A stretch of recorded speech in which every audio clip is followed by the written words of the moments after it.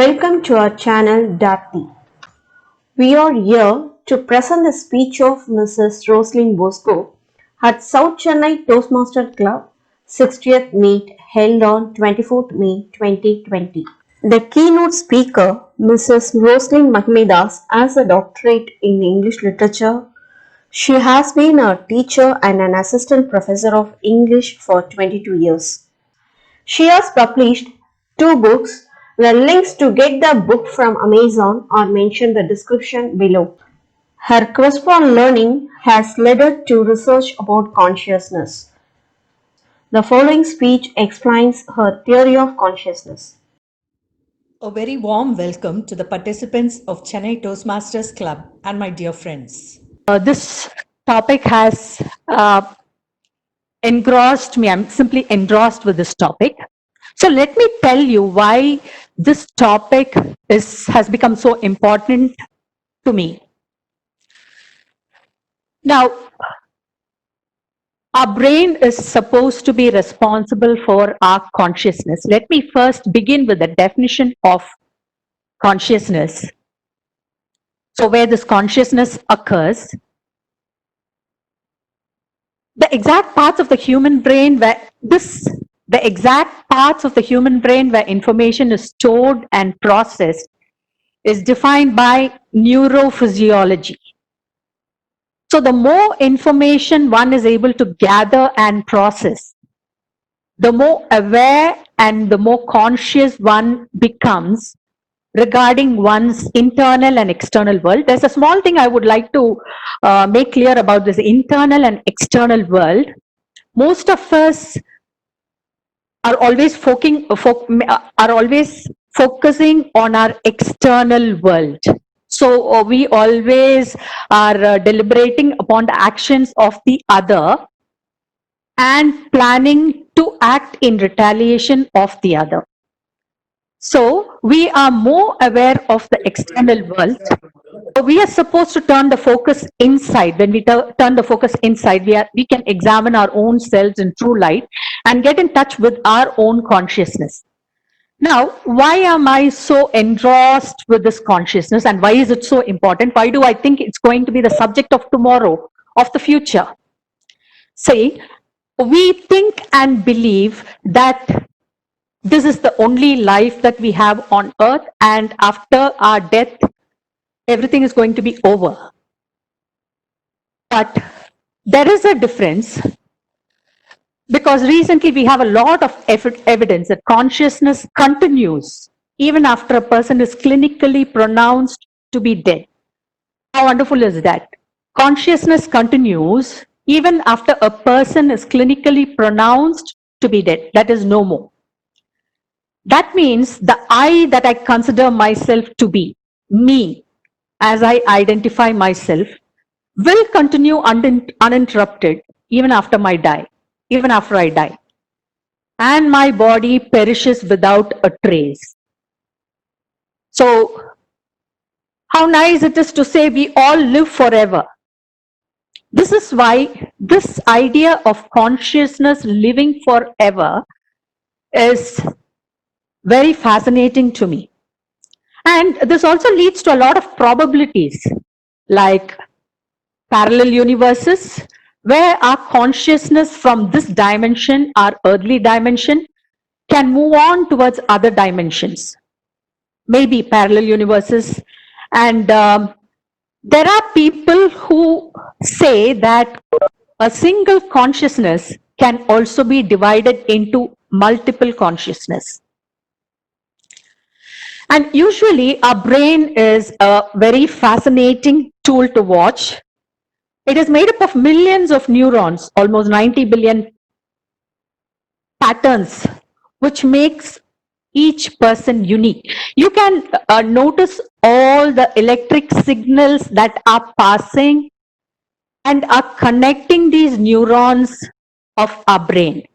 So, where is the driver, or who is the driver of this brain, and who is giving the signal, who is asking these neurons to act in a particular manner, it is wonderful to say that there is nobody to give a signal. In fact, the consciousness of a human being cannot be traced to one particular point of our brain. So these neurons communicate with each other, they give signals, and what is fascinating is as they communicate more and more, they develop and they become better with use. Just like any skill that we use every day, even cooking or swimming, you can think of any skill. Our neurons, when they communicate and talk to each other, they become much better and more skilled.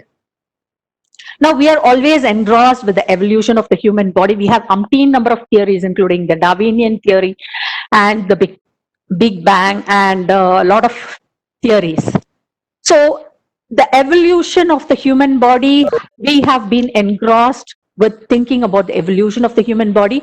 When you look at the Neanderthal and who lived on the earth 40,000 years ago, and look at the Homo habilis who lived 2.2 million years ago. And can you see the last picture on the screen? So I'm sure that you're able to trace the development or the evolution of the human beings from the Homo habilis to the Neanderthal and the latest version of the modern man. But how have we recorded the status of our consciousness, development of our consciousness? When we look at the evolution of humans from unicellular organisms, from the algae, from the unicellular organisms, there were a number of mutations and iterations which happened. Maybe I would not, on my part, I would not say that they were accidental. I would say that they were perfectly planned in perfect order, but it took millions of years for us to evolve to the current state that we are at present. For example, a single organism had to undergo so many iterations and changes to become the human eye. So I hope you understand what I'm driving at. We are more concerned about the evolution of the human body rather than the evolution of the human brain and the human consciousness. Now, coming to these protons, neutrons, and electrons, which constitute the world that we live in, many of us, when we look at this poster of atoms, we can see them as cylindrical structures which go around and travel in a pattern. But recently, physicists have been doing a lot of experiments, and they have been telling us, some of you may even be aware of this. They are telling us that they are not exactly, we know by now that they are not cylindrical structures, but they are waves of energy. And here I have to tell you about the double slit experiment, where physicists have been sending protons through double slits and identifying their properties. So when they do this experiment of double slit, they can measure the properties of these protons and neutrons, and they have really something very wonderful to tell us. And that is, these protons and neutrons and the least of them, that is the quarks, all of them are not made up of any solid matter, but they are made up of energy.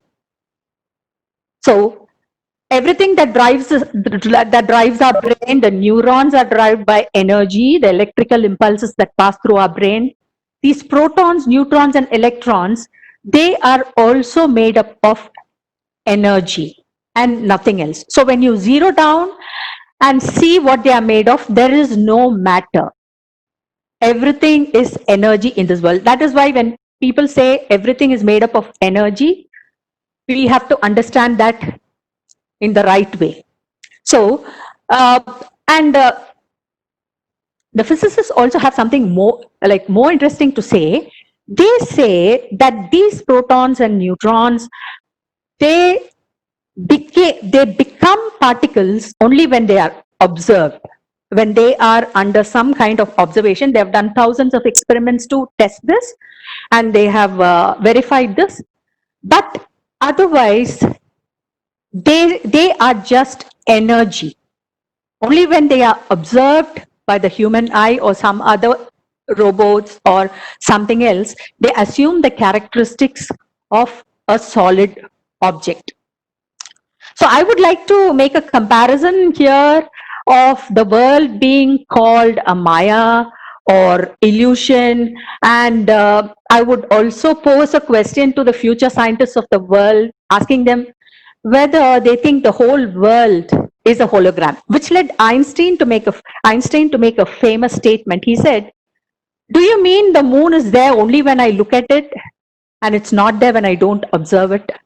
So this was also on Einstein also was he also thought about it.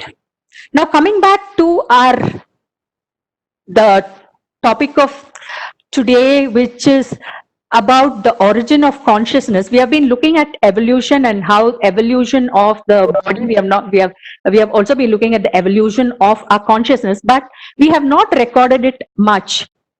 Now, what has framed this society is the system of Pavlovian model of rewards. I think many of you might know this. So there's classical conditioning where a dog is trained to expect something in return for doing something, where a dog is conditioned, a puppy. So supposing it behaves well, it is rewarded. And supposing it doesn't behave well, it is punished. The same way, the society has been conditioned to act this way because looking at the children who are kindergartners and when comparing them to their teenage years, the children who are young ask a lot of questions and they are very curious. They don't accept all our answers. They keep questioning us and they don't accept all that we say.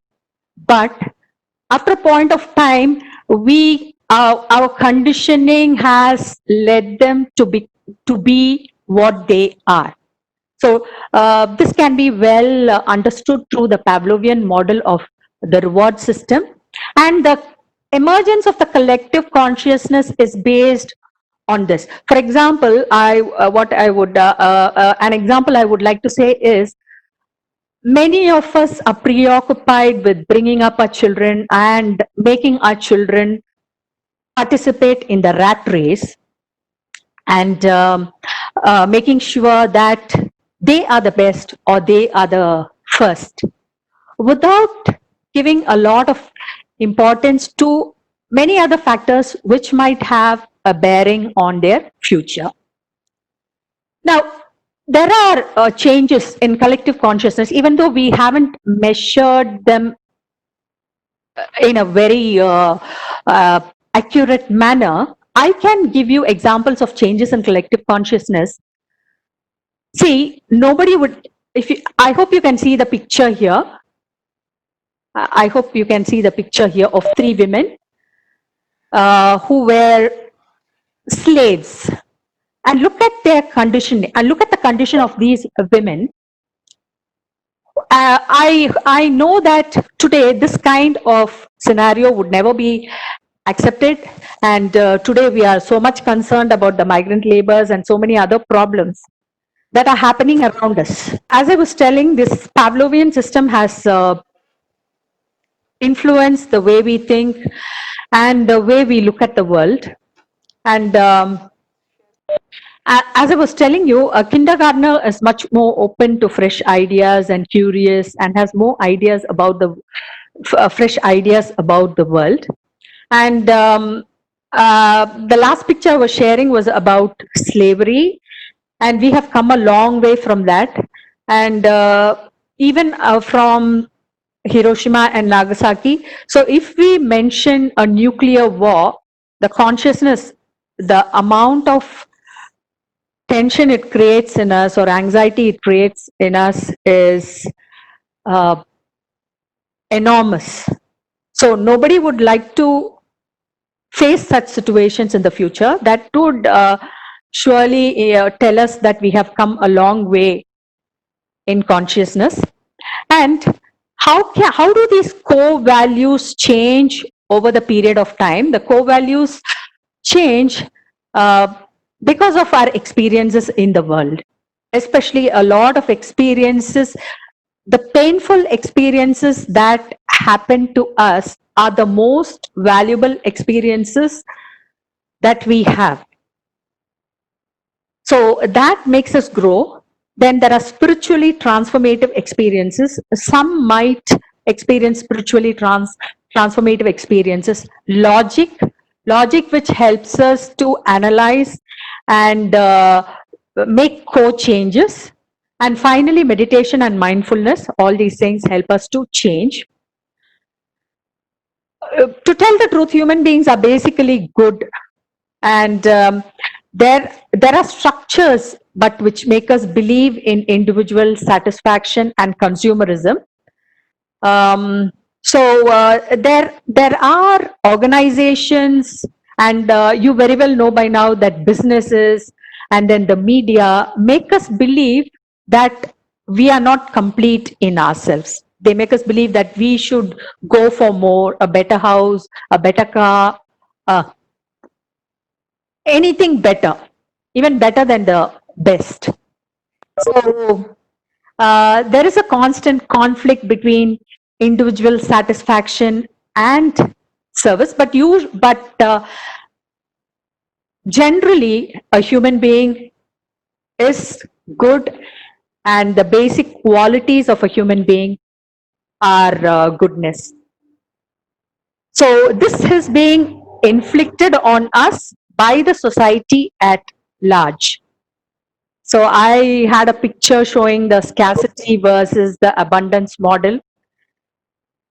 There are a lot of, some of you might ask me, how do I know that consciousness continues even after a person is no more? A lot of information, a lot of research is being done through IANS, International Association of Near-Death Studies, and past life regression studies.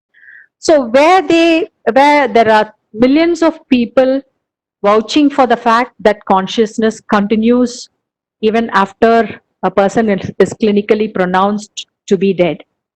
And here I would like to connect it to a principle of interconnectedness of the whole universe. So based on this idea of where they experimented with the double slit experiment, they found out that a proton or a neutron in one particular place was able to influence another, which might be at the other end of the world. So, and there is no time lapse in the influence. It is done spontaneously. Distance doesn't matter, time doesn't matter. So we have a lot to expect in the future. We have a lot ahead of us to expect in the future. As I was saying, the parallel universes and the division of consciousness, whether a single consciousness can be divided into many. Questions like these, which are major questions which the scientists are looking into now. You can read my books, two of my books which I have written. One is God Has Our Backs, which is a memoir, and the second one is The Brimstone Fallacy. And I have something more to say on this. This is actually a multi-religious text with instances from the Bible, and it has the theory of reincarnation and Advaita and all those things. So I think I would like to conclude my session now. Thank you for listening to me patiently, and happy to have addressed you today. Thank you.